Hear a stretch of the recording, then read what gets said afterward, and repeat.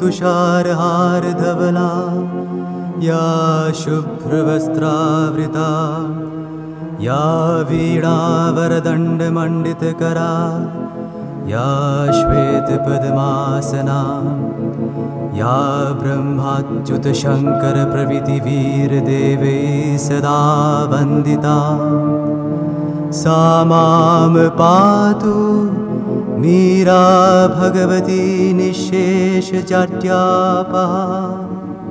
ॐ सर्वगणे सर्ववरदे सर्वदुष्टभयङ्करी सर्वदुःखहरे देवी महामीरा नमोऽस्तुते। सिद्धिबुद्धिप्रदे देवी भुक्तिमुक्तिप्रदायिनी मन्त्रमूर्ते सदा देवी महामीरा नमोऽस्तुते। आद्यन्तरहिते देवी आद्यशक्ते महेश्वरी योगदे योगसम्भुते महामीरा नमोऽस्तुते महामीरा नमोऽस्तुते।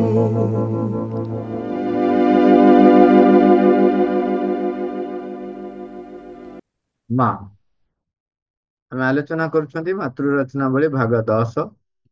आज पढ़िबा 3टा ज्ञान सूत्र एका संगरे ज्ञान 73 ज्ञान 74 ज्ञान 75।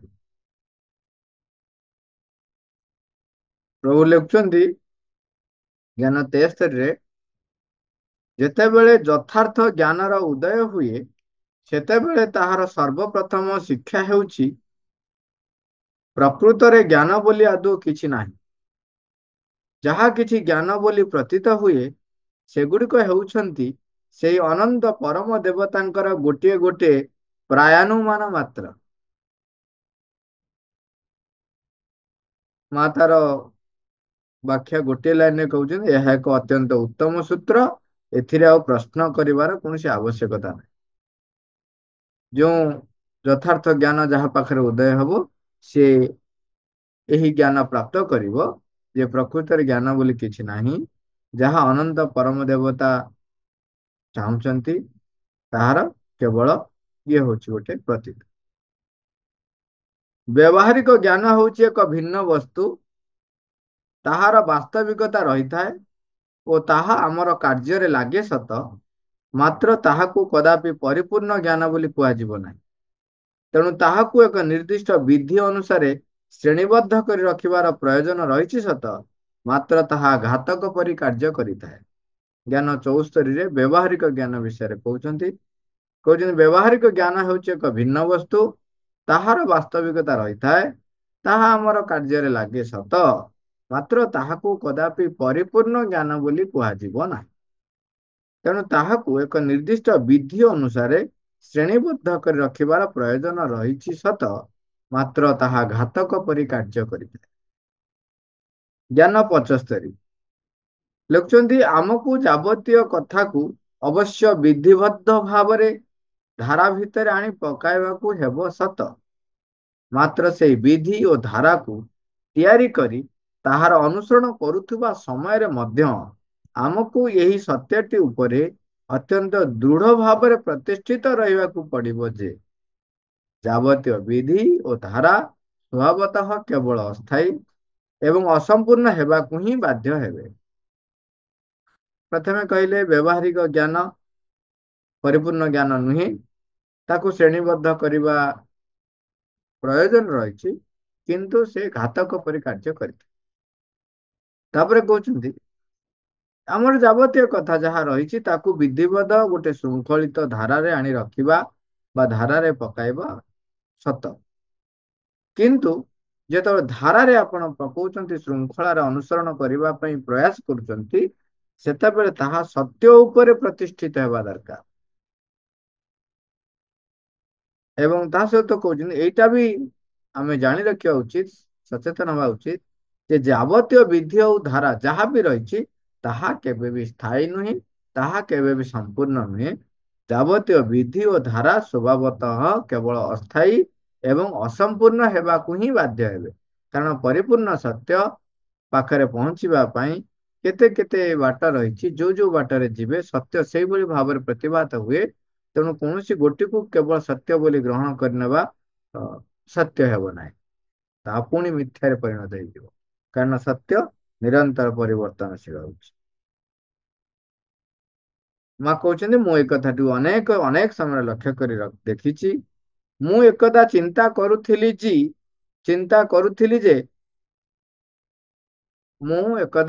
କରୁଥିଲି ଯେ ଏହି ଅଜ୍ଞାନାଚ୍ଛନ୍ନ ଜଗତରେ ପ୍ରକୃତରେ ସମୁଦାୟ କ୍ରିୟାଶୀଳତା ବିଷୟରେ ଆମେ ଯାହା କିଛି ଜାଣୁଛୁ, ଯଦି ତାହାରି ବିଷୟରେ ଆମର ଏକ ସମ୍ପୂର୍ଣ୍ଣ ଓ ନିର୍ଭୁଲ ଜ୍ଞାନ ଲାଭ ସମ୍ଭବ ହୋଇପାରନ୍ତା, ତେବେ ବସ୍ତୁ ଗୁଡ଼ିକର ଯଥାର୍ଥ ସତ୍ୟର ପୁନଃ ଆବିଷ୍କାର ତଥା ପୁନଃ ଉପଲବ୍ଧି ଲାଗି ତାହା ହୁଏତ ଏକ ମାର୍ଗ ରୂପେ କାର୍ଯ୍ୟ କରିପାରନ୍ତା। ମାତ୍ର ଏବେ ହୋଇଥିବା ମୋର ଅନୁଭୂତିଟିକୁ, ଏବେ ମାନେ 13 ଏପ୍ରିଲ 1962ରେ ଯୋଉ ଅନୁଭୂତି ହେଇଥିଲା, ସେଟା ମା କହୁଛନ୍ତି, ଲାଭ କରିବା ପରେ ମୁଁ ଆଉ ସେପରି ଚିନ୍ତା କରିପାରୁନାହିଁ। ମୋର କଥା ଗୁଡ଼ିକୁ ମୁଁ ସ୍ପଷ୍ଟ କରି କହିପାରୁଛି କି ନାହିଁ କେଜାଣି। ଏପରି ଏକ ସମୟ ଥିଲା, ଦୀର୍ଘ କାଳ ଧରି ମୁଁ ଭାବୁଥିଲି ଯେ ଜଡ଼ ବିଜ୍ଞାନ ମଧ୍ୟରେ ନିହିତ ସମ୍ପୂର୍ଣ୍ଣ ଗୁଣବତ୍ତାକୁ ଉପଲବ୍ଧି କରାହୋଇଥାନ୍ତା। ଏକାବେଳକେ ସମ୍ପୂର୍ଣ୍ଣ ଭାବରେ ଯଦି ତାହା ସମ୍ଭବ ହୋଇଥାନ୍ତା, ତେବେ ତାହା ଅବଶ୍ୟ ଯଥାର୍ଥ ପରମ ଜ୍ଞାନରେ ଯାଇ ଉପନୀତ ହୋଇପାରିଥାନ୍ତା। ମାନେ ଯୋଉ ଜଡ଼ ବିଜ୍ଞାନ ରହିଛି ବା ଭୌତିକ ବସ୍ତୁ ରହିଛି, ତାର ଏଇ ଯୋଉ ଅଜ୍ଞାନାଚ୍ଛନ୍ନ ଆମ ଜଗତ ଯୋଉ ଦେଖାଯାଉଛି, ତା ଭିତରେ ଯାହା ଯାହା ରହିଛି, ତାର ସମ୍ପୂର୍ଣ୍ଣ ଜ୍ଞାନ, ସମ୍ପୂର୍ଣ୍ଣ ଗୁଣବତ୍ତା ଏକାବେଳକେ ସମ୍ପୂର୍ଣ୍ଣ ଭାବରେ ଯଦି ଜଣେ ପାଇପାରନ୍ତା ବା ସେଟା ଯଦି ସମ୍ଭବ ହୋଇପାରନ୍ତା, ତାହେଲେ ପରମ ଜ୍ଞାନରେ ଉପନୀତ ହୋଇପାରିଥାନ୍ତା। ମା କହୁଛନ୍ତି, ମୁଁ ଏଇ କଥା ଦୀର୍ଘ କାଳ ଧରି ଭାବୁଥିଲି। ଉଦାହରଣ ସ୍ୱରୂପ, ବସ୍ତୁର ଗଠନ ବିଷୟରେ ବିଜ୍ଞାନ ଯେଉଁ ଅଧ୍ୟୟନ କରୁଛି, ସେଇ ଅଧ୍ୟୟନର ମାର୍ଗରେ ଆପଣାର ଅନ୍ୱେଷଣ ଏବଂ ଅନୁସନ୍ଧାନ ଗୁଡ଼ିକୁ ଅଧିକରୁ ଅଧିକ ଆଗକୁ ଆଗକୁ ପରିଚାଳିତ କରିନେଇ ଶେଷରେ ଏପରି ଏକ ସମୟ ଆସି ପହଞ୍ଚିବ, ଯେତେବେଳେ କି ଉଭୟ ପରସ୍ପର ସହିତ ଆସି ସମ୍ମିଳିତ ହୋଇଯିବେ। ବୁଝି ହଉଛି।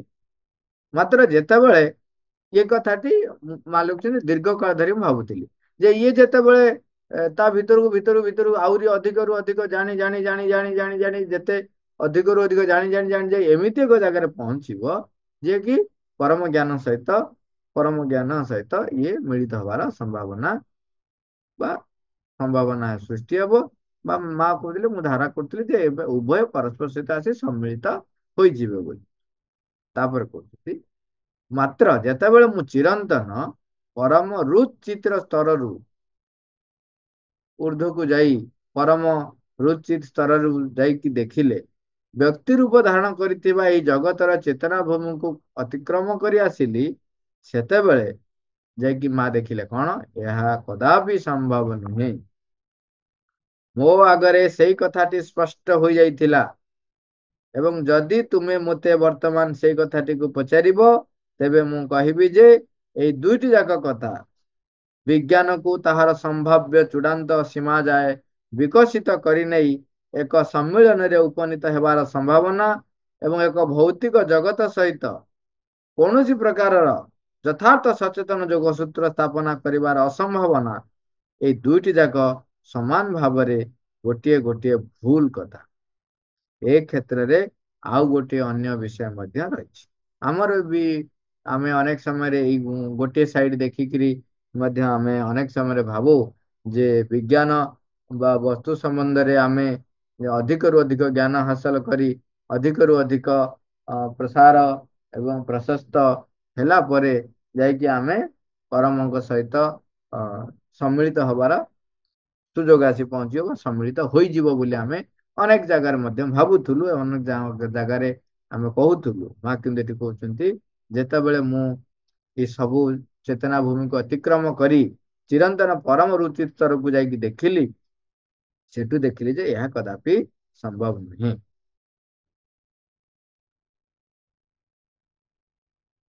ଏବଂ ଏହି ବିଗତ ଅଳ୍ପ କେତେ ଦିନ ଧରି ଅଧିକରୁ ଅଧିକ ପରିମାଣରେ ମୁଁ ସେହି ସମଗ୍ର ସମସ୍ୟାଟିର ସମ୍ମୁଖୀନ ହେବାରେ ଲାଗିଛି। ସତେ ଯେପରି ମୁଁ ଆଗରୁ ସେଇଟିକୁ ଆଉ ଦେଖିପାରିବି ନଥିଲି।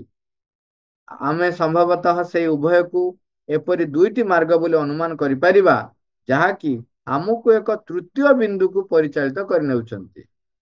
ଏବଂ ସମ୍ଭବତଃ ଠିକ ଏହି ମୁହୂର୍ତ୍ତଟିରେ ମୁଁ ସେଇ ତୃତୀୟ ବିନ୍ଦୁଟି ବିଷୟରେ ଆଦୌ ଅଧ୍ୟୟନ କରୁନାହିଁ। ମାତ୍ର ଏଇ ଦୁଇଟି ଯାକ କେଉଁଠାରେ ସେଇ ତୃତୀୟ ବିନ୍ଦୁଟି ସହିତ ମିଳିତ ହୋଇଛନ୍ତି, ମୁଁ ତାହାରି ଆବିଷ୍କାର କରିବାରେ ଲାଗିଛି। ସେଇ ତୃତୀୟ ବିନ୍ଦୁଟିକୁ ହିଁ ଯଥାର୍ଥ ପରମ ବସ୍ତୁ ବୋଲି କୁହାଯିବ। ମାତ୍ର ଏଥିରେ କୌଣସି ସନ୍ଦେହ ନାହିଁ ଯେ ଯଦି ବିଷୟନିଷ୍ଠ ବୈଜ୍ଞାନିକ ଜ୍ଞାନକୁ ତାହାର ଚୂଡ଼ାନ୍ତ ସୀମା ଯାଏ ଅନୁଧାବନ କରାଯାଇ ପାରିବ, ଯଦି ତାହା ସମ୍ପୂର୍ଣ୍ଣ ଭାବରେ ଏକ ସମ୍ପୂର୍ଣ୍ଣ ଅନୁଧାବନରେ ପରିଣତ ହୋଇପାରିବ, ତେବେ ତାହା ଆମକୁ ଅତ୍ୟନ୍ତ ଦ୍ୱାର ଦେଶ ପର୍ଯ୍ୟନ୍ତ ପରିଚାଳିତ କରିନେଇ ପାରିବ। ମାନେ ଦ୍ୱାର ଦେଶ ପର୍ଯ୍ୟନ୍ତ ସେ ଆମକୁ ନେଇ ପହଞ୍ଚେଇ ପାରିବ। ଶ୍ରୀ ଅରବିନ୍ଦ ସେଇ କଥାଟିକୁ କହିଛନ୍ତି। ତେଣୁ ଏଠି ଆଉ ଥରେ ସେ ଲାଇନଟା ପଢୁଛି। ମାତ୍ର ଏଥିରେ କୌଣସି ସନ୍ଦେହ ନାହିଁ ଯେ ଯଦି ବିଷୟନିଷ୍ଠ ବୈଜ୍ଞାନିକ ଜ୍ଞାନକୁ ତାହାର ଚୂଡ଼ାନ୍ତ ସୀମା ଯାଏ ଅନୁଧାବନ କରାଯାଇ ପାରିବ, ଚୂଡ଼ାନ୍ତ ସୀମା ଯାଏ ଯଦି ତାହା ସମ୍ପୂର୍ଣ୍ଣ ଭାବରେ ଏକ ସମ୍ପୂର୍ଣ୍ଣ ଅନୁଧାବନରେ ପରିଣତ ହୋଇପାରିବ, ତେବେ ତାହା ଅନ୍ତତଃ ଦ୍ୱାର ଦେଶ ପର୍ଯ୍ୟନ୍ତ ପରିଚାଳିତ କରିନେଇ ପାରିବ। ଆମର ଯୋଉ ଧାରଣା ଥିଲା ଯେ ଯାଇକିରି ପରମଙ୍କର ସହିତ ମିଳିତ ହବ, ଏଇଟା ସେ ଧାରଣାଟି ଆଦୌ ନୁହେଁ ବୋଲି ପୂର୍ବରୁ କହିଲେ। ଏବଂ ତାପରେ ଏଠି କହୁଛନ୍ତି ହଁ ଏଇଟା ହବ କଣ ନା, ସେ ଯଦି ସମ୍ପୂର୍ଣ୍ଣ ଚୂଡ଼ାନ୍ତକୁ ଯାଇ ପହଞ୍ଚେ, ବାସ୍ ତାର ଯେତେକ ଅନୁଧାବନ ଟା ପୁଣି ସମ୍ପୂର୍ଣ୍ଣ ଅନୁଧାବନ ହେଇଥିବ, ସମ୍ପୂର୍ଣ୍ଣ ଭାବରେ ହେଇଥିବ, ତାହେଲେ ସେ ଦ୍ୱାର ଦେଶରେ ନେଇକିରି ପହଞ୍ଚେଇ ପାରିବ। କହୁଛନ୍ତି ପର୍ଯ୍ୟନ୍ତ ପରିଚାଳିତ କରି ନେଇ ପାରିବ, ମଷ୍ଟ ବୋଲି କହୁନାହାନ୍ତି। ସେ କେବଳ ଏତିକି କହୁଛନ୍ତି ଯେ ତାହା ଘାତକ ପରି କାର୍ଯ୍ୟ କରିବ। କାରଣ ଯେଉଁ ବ୍ୟକ୍ତି ମାନେ, ସେ କାହିଁକି କହିଲେ ଯେ ଏଇଟା ବେଳେ ବେଳେ ଘାତକ ପରି କାମ କରିବ, କାହିଁକି ନା ସେ ମା ଲେଖୁଛନ୍ତି, କାରଣ ଯେଉଁ ବ୍ୟକ୍ତି ମାନେ ସେହି ଜ୍ଞାନକୁ ଲାଭ କରିବାରେ ନିଜକୁ ଉତ୍ସୃଷ୍ଟ କରି ରଖିଛନ୍ତି, ସେମାନେ ସମସ୍ତେ ତାହାକୁ ଏକ ସମ୍ପୂର୍ଣ୍ଣ ଜ୍ଞାନବତ୍ ବିଶ୍ୱାସ କରିଛନ୍ତି ଏବଂ ତାହା ହିଁ ସେମାନଙ୍କ ଲାଗି ଅନ୍ୟ ମାର୍ଗଟି ନିମନ୍ତେ ସେମାନଙ୍କର ଦ୍ୱାରଟିକୁ ବନ୍ଦ କରି ଦେଇଛନ୍ତି। ସେହି କାରଣରୁ ତାହା ଘାତକ ପରି କାର୍ଯ୍ୟ କରିଥାଏ। ଯେତେବେଳେ ଆମେ ଯୋଉ ଜାଗାରେ ଆମେ ଭାବିଲେ ଯେ ଆମର ବହୁତ ହେଇଗଲା ଏବଂ ଆମେ ସତ୍ୟରେ ପହଞ୍ଚି ଗଲେ, ଏହା ହିଁ ସର୍ବଶ୍ରେଷ୍ଠ, ଯୋଉ ସମୟରେ ଏଇ ଧାରଣାଟି ଆମ ଭିତରେ ଆସିଯାଏ, ସେତେବେଳେ ଆମ ପାଇଁ ସବୁ ଦ୍ୱାର ବନ୍ଦ ହେଇଯାଏ। ତେଣୁ ମା କହୁଛନ୍ତି, ବର୍ଣ୍ଣନା କରୁଛନ୍ତି ଯେ ଏଠି ଶ୍ରୀ ଅରବିନ୍ଦ ଯୋଉ ଘାତକ ବୋଲି କହିଲେ, କାହିଁକି କହିଲେ ନା, ଯେତେବେଳେ ବୈଜ୍ଞାନିକ ଦୃଷ୍ଟିକୋଣରୁ ବିଷୟନିଷ୍ଠ ଭାବରେ ଅଧିକରୁ ଅଧିକ ଜଣେ ଅନୁଧାବନ କରି ନୂତନରୁ ନୂତନ ଜ୍ଞାନ ସେ ଲାଭ କରେ, ସେତେବେଳେ ତା ଭିତରେ ଆଉ ଗୋଟିଏ ଜିନିଷ ସୃଷ୍ଟି ହୁଏ। ସେଟା ହଉଛି କଣ? ସେ ବିଶ୍ୱାସ କରେ ଯେ ମୁଁ ସମ୍ପୂର୍ଣ୍ଣ ଜ୍ଞାନ ପାଖରେ ପହଞ୍ଚିବ। ସେଇ ଯୋଉ ଧାରଣାଟି, ସେଇଟା କଣ କରେ, ଆମ ଭିତରେ ପ୍ରାଚୀର ସୃଷ୍ଟି କରିଦିଏ ସତ୍ୟ ଆଡକୁ ଯିବାରେ। ସବୁବେଳେ ଏଇଟା ଗୋଟେ ଯଦି ଆମେ ଛୋଟରୁ ଦେଖିବା ବଡ ପର୍ଯ୍ୟନ୍ତ, ମାନେ ପୁରା ଅତି ଛୋଟରୁ ଅତି ବଡ ପର୍ଯ୍ୟନ୍ତ ସବୁ ଜାଗାରେ ଏଇଟା ହଉଛି ନିଶ୍ଚିନ୍ତ ଗୋଟିଏ ସତ୍ୟ। ଯେତେବେଳେ ଆମେ ଭାବିଲୁ ଯେ ଆମେ ସର୍ବଶ୍ରେଷ୍ଠ, ଆମେ ଯାହା କରୁଛୁ ସିଏ ପୂର୍ଣ୍ଣତା ପ୍ରାପ୍ତି ଆମେ ହେଇଗଲାଣି, ଆମର ତା ବ୍ୟତିରେକ ଆଉ କିଛି ନାହିଁ, ସେତେବେଳେ ଆମେ ଦ୍ୱାର ଗୁଡିକୁ ବନ୍ଦ କରିଦଉ ଏବଂ ତେଣୁ ସେ ଘାତକ ପରି କାର୍ଯ୍ୟ କରେ। ମା କହୁଛନ୍ତି ଏବଂ ତାହା ହିଁ ସେମାନଙ୍କ ଲାଗି ଅନ୍ୟ ମାର୍ଗଟି ନିମନ୍ତେ ସେମାନଙ୍କର ଦ୍ୱାରଟିକୁ ବନ୍ଦ କରିଦେଇଛି। ସେହି କାରଣରୁ ତାହା ଘାତକ ପରି କାର୍ଯ୍ୟ କରିଥାଏ। ମାତ୍ର ନିଜର ବ୍ୟକ୍ତିଗତ ଅନୁଭୂତିରୁ ମୁଁ ହୁଏତ କହିବି ଯେ ଯେଉଁ ବ୍ୟକ୍ତିମାନେ ସମ୍ପୂର୍ଣ୍ଣ ଭାବରେ କେବଳ, ଏଇଟା ବୋଲ୍ଡ କରିଛନ୍ତି, ସମ୍ପୂର୍ଣ୍ଣ ଭାବରେ କେବଳକୁ କହୁଛନ୍ତି, ଯେଉଁ ବ୍ୟକ୍ତିମାନେ ସମ୍ପୂର୍ଣ୍ଣ ଭାବରେ କେବଳ ଏକ ଆଧ୍ୟାତ୍ମିକ ମାର୍ଗରେ ବିଶ୍ୱାସ କରନ୍ତି, ଅର୍ଥାତ୍ କେବଳ ଅନ୍ତର୍ଗତ ଅନୁଭୂତିକୁ ମାଧ୍ୟମ ରୂପେ ବ୍ୟବହାର କରୁଥିବା ମାର୍ଗଟି ଉପରେ ବିଶ୍ୱାସ କରନ୍ତି। ଅନ୍ତତଃ ଯଦି ତାହା ସ୍ୱୟଂ ଏକମାତ୍ର ମାର୍ଗ ବୋଲି ବିଶ୍ୱାସ କରୁଥାଏ, ତେବେ ସେଇଟି ମଧ୍ୟ ଘାତକ ପରି କାର୍ଯ୍ୟ କରେ। ଦେଖନ୍ତୁ ଏଠି ବି ସେୟା, ଯୋଉମାନେ ଯଦି ଆଧ୍ୟାତ୍ମିକ ମାର୍ଗରେ ବି ଅଗ୍ରସର ହଉଛନ୍ତି ଏବଂ ସିଏ ଯଦି ବିଶ୍ୱାସ କଲା ଯେ ମୁଁ ଏଇ ଯୋଉ ମାର୍ଗଟା ଯାଉଛି ଏଇଟା ହିଁ, ସେଇ ତ ଗୋଟାଏ ଶବ୍ଦ ଆଉ, ଏଇଟା ହିଁ ଯେତେବେଳେ ତମେ କରିଦେଲ, ତାହା ହେଲା କଣ? ଘାତକ ପରି କାର୍ଯ୍ୟ କଲା। କାରଣ ତାହା ସେମାନଙ୍କୁ ପରମ ସମଗ୍ରଟିର କେବଳ ଗୋଟିଏ ବିଭାବ ଓ ଗୋଟିଏ ସତ୍ୟର ହିଁ ପରିଚୟ ଆଣି ଦେଇଥାଏ। କଦାପି ସମ୍ପୂର୍ଣ୍ଣ ସମଗ୍ରଟିର ପରିଚୟ ଦିଏ ନାହିଁ। ମୁଁ ଅପର ବିଭାବଟିକୁ ମଧ୍ୟ ସମାନ ଭାବରେ ଅପରିହାର୍ଯ୍ୟ ବୋଲି ମନେ କରୁଛି। ଏହି କଥାଟିକୁ ମୁଁ ଏହିପରି ଅର୍ଥରେ କହୁଛି ଯେ, ଯେତେବେଳେ ମୁଁ ସେହି ସର୍ବୋଚ୍ଚ ପରମ ଉପଲବ୍ଧିଟି ମଧ୍ୟରେ ଏହିପରି ସମ୍ପୂର୍ଣ୍ଣ ଭାବରେ ନିମଗ୍ନ ହୋଇ ରହିଥିଲି, ସେତେବେଳେ ଏହି କଥାଟି ମୋ ଆଗରେ ସମ୍ପୂର୍ଣ୍ଣ ନିର୍ବିବାଦ ଭାବରେ ସ୍ପଷ୍ଟ ହୋଇଯାଇଥିଲା ଯେ, ମା କହୁଛନ୍ତି ସ୍ପଷ୍ଟ ହେଇଥିଲା ତାଙ୍କ ପାଖରେ କଣ ନା ସେହି ଅନ୍ୟ ଉପଲବ୍ଧଟି ମଧ୍ୟ, ଯାହାକୁ ଆମେ ବାହ୍ୟ ଓ ମାୟାମୟ ବୋଲି କହିଥାଉ, ତାହା ହେଉଛି କେବଳ ଏକ ବିକୃତି ମାତ୍ର। ଆମେ ଯୋଉ କହୁଛୁ ଏଇଟା ମାୟା, ଯୋଉ ମହାନ ମହାନ ବ୍ୟକ୍ତି ମାନେ ବି କହିଛନ୍ତି, ମା କହୁଛନ୍ତି ମୁଁ ନିଜେ ଦେଖିଲି ଯେ ସେଇଟା ମଧ୍ୟ ଅବସ୍ଥିତ ଅଛି ଏବଂ ତାକୁ ଯୋଉ ଆମେ ମାୟା ବୋଲି ଧାରଣ କରୁଛୁ, ସେଟା ହଉଛି ବିକୃତି ମାତ୍ର। ହୁଏତ ଅତି ଆକସ୍ମିକ ଭାବରେ ତାହା ଏପରି ବିକୃତ ହୋଇ ରହିଛି। ସେଇ ଅନ୍ୟଟି ପରି ଏଇଟି ମଧ୍ୟ ସମାନ ଭାବରେ ସତ୍ୟ ହୋଇ ରହିଥିଲା ଓ ବର୍ତ୍ତମାନ ବିକୃତ ହୋଇଯାଇଛି। ଆମେ ଜ୍ଞାନ ବାସ୍ତରୀରେ ଯେତେବେଳେ ଆଲୋଚନା କରୁଥିଲେ, ସେଠି କହୁଥିଲେ ଯେତେବେଳେ ଆମେ ସତ୍ୟରୁ ଯୋଉ ସ୍ଥୂଳ ଜଗତରୁ ଆହୁରି ଅଧିକ ସୂକ୍ଷ୍ମ ହେଇକା ଯାଉଛନ୍ତି, ସେଠି ଭିନ୍ନ ଭିନ୍ନ ସ୍ତରରେ କିପରି ଯୋଉ ସତ୍ୟର ସୂକ୍ଷ୍ମ ରୂପ ଆମେ ଦେଖୁଛନ୍ତି, ଯାହା ଘଟଣା ଏଠି ଘଟୁଛି ତାର ସୂକ୍ଷ୍ମ ରୂପ ସେଠି ଦେଖୁଛନ୍ତି। ତାପରେ ଏକ ସମୟ ଆସି ପହଞ୍ଚୁଛି ଯେତେବେଳେ ପରମଙ୍କ ସହିତ ଆମେ ଏକାତ୍ମ ହେଇଯାଉଛନ୍ତି, ସେତେବେଳେ ପ୍ରକୃତ ସତ୍ୟକୁ ପୁରା ଆମେ ଯେମିତି ସ୍ଥୂଳରେ ଦେଖୁଛୁ, ସେଠି ସୂକ୍ଷ୍ମରେ ଆମେ ଯଦି କଥାରେ କହିବା, ସୂକ୍ଷ୍ମରେ ପୁରା ସ୍ଥୂଳତଃ ଦେଖିବେ, ପୁରା ସ୍ପଷ୍ଟ ଭାବେ ଦେଖିବେ ଏବଂ ନିର୍ଭୁଲ ଭାବରେ ଦେଖିବେ। କିନ୍ତୁ ତାହା ପୁଣି ଯେତେବେଳେ ଏଠି ପରିପ୍ରକାଶ କରିବାକୁ ଯାଉଛନ୍ତି ଧରା ପୃଷ୍ଠରେ, ସେତେବେଳେ ମନ ପ୍ରାଣର ଏବଂ ଶରୀରର ଗତିବିଧି ଗୁଡିକ ତା ଭିତରେ ଇଣ୍ଟରଫିୟର କରେ ଏବଂ ତାକୁ ବିକୃତ କରିଦିଏ। ତେଣୁ ସେଠି ସତ୍ୟଟି ରହିଛି। ସେଥିପାଇଁ ସେତେବେଳେ କହିଲେ ଏଠି ତମେ ଯୋଉଗୁଡାକ ଦେଖୁଛ ତାହାର ପ୍ରତିରୂପ ହେଲା ବେଳେ ବିକୃତିଟା ପଶି ଯାଉଛି।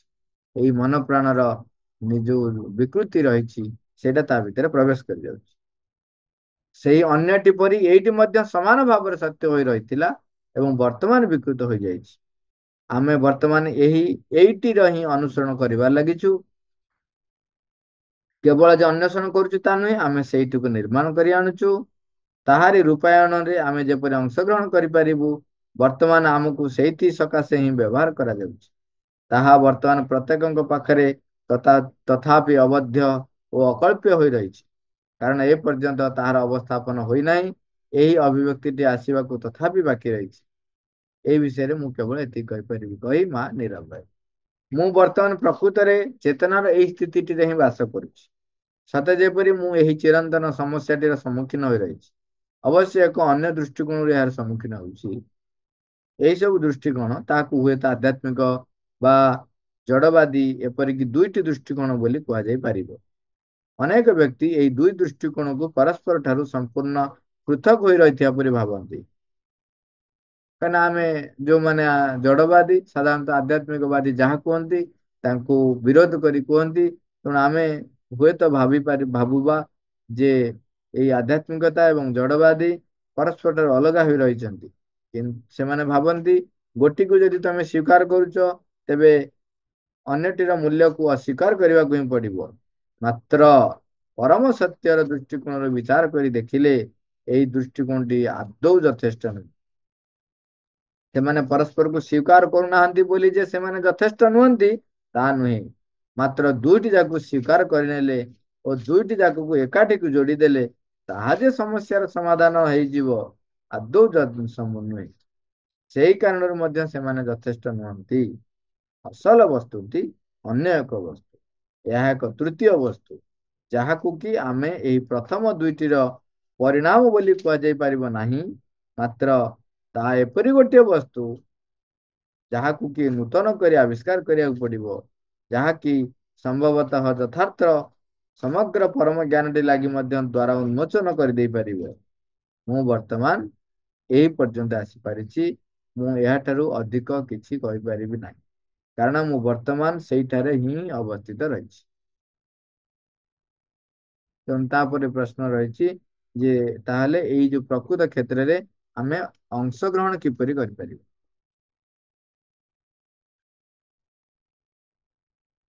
ଏଟା ଲମ୍ବା ଉତ୍ତରଟି ରହିଛି। ଆମେ ଏଇଟା ଆସନ୍ତା ସୋମବାର ଆଲୋଚନା କରିବା।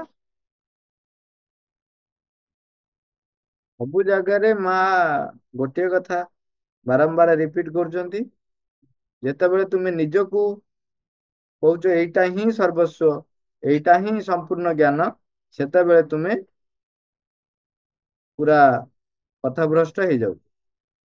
ଗୋଟେ ବିରାଟ ବାଧା, ବିରାଟ ପ୍ରତିବନ୍ଧକ ତୁମେ ସୃଷ୍ଟି କରିଦଉଛ ପରମ ସତ୍ୟ ଆଉ ଆମ ଭିତରେ। ତାହା ଆଧ୍ୟାତ୍ମିକ କ୍ଷେତ୍ରରେ ହଉ, ଯେକୌଣସି କ୍ଷେତ୍ରରେ ହଉ, ସବୁ କ୍ଷେତ୍ରରେ, ଆଧ୍ୟାତ୍ମିକ କ୍ଷେତ୍ରରେ ବି ସେସବୁ କହିଲେ, ଯଦି ଯୋଉ ମାର୍ଗରେ ତୁମେ ଯାଇକି ପ୍ରାପ୍ତ କଲେ ଏବଂ କହିଲେ ଏଇଟା ହିଁ ମାର୍ଗ, ତେବେ ସେଠି ମଧ୍ୟ ସମାନ ଭାବରେ ତୁମେ ଭଗବାନଙ୍କୁ ବିରୋଧ କରୁଛ ବା ପରମଙ୍କୁ ପରିପ୍ରକାଶ କରିବାରେ ବିରୋଧ କରୁଛ, ଏବଂ ଘାତକ ପରି ସେ ସେଇଟା କାର୍ଯ୍ୟ କରିଥାଏ। ତେଣୁ ଆମେ ଗ୍ରହଣଶୀଳ କିପରି ରହିପାରିବା ସେ ପ୍ରାର୍ଥନା କରିବା ମାଙ୍କୁ, ଯେ ମା ମୁଁ ସଦା ସର୍ବଦା ଯେପରି ଗ୍ରହଣଶୀଳ ହୋଇ ରହିପାରେ, ତୁମେ ଯାହା ପ୍ରେରଣା ଦେବ ତାହାକୁ କିପରି ଗ୍ରହଣ କରିବି ଏବଂ ସ୍ଥୂଳ ଭାବରେ ରୂପାୟନ ହବାରେ ତାହା ଯେପରି କୌଣସି ବିକୃତର ସଂସ୍ପର୍ଶରେ ନ ଆସେ ବା ବିକୃତ ହୋଇ ନଯାଏ, ସେଥିପାଇଁ ମା ତୁମେ ଆମକୁ କୃପା କର। ମା, ମା, thank you all everywhere.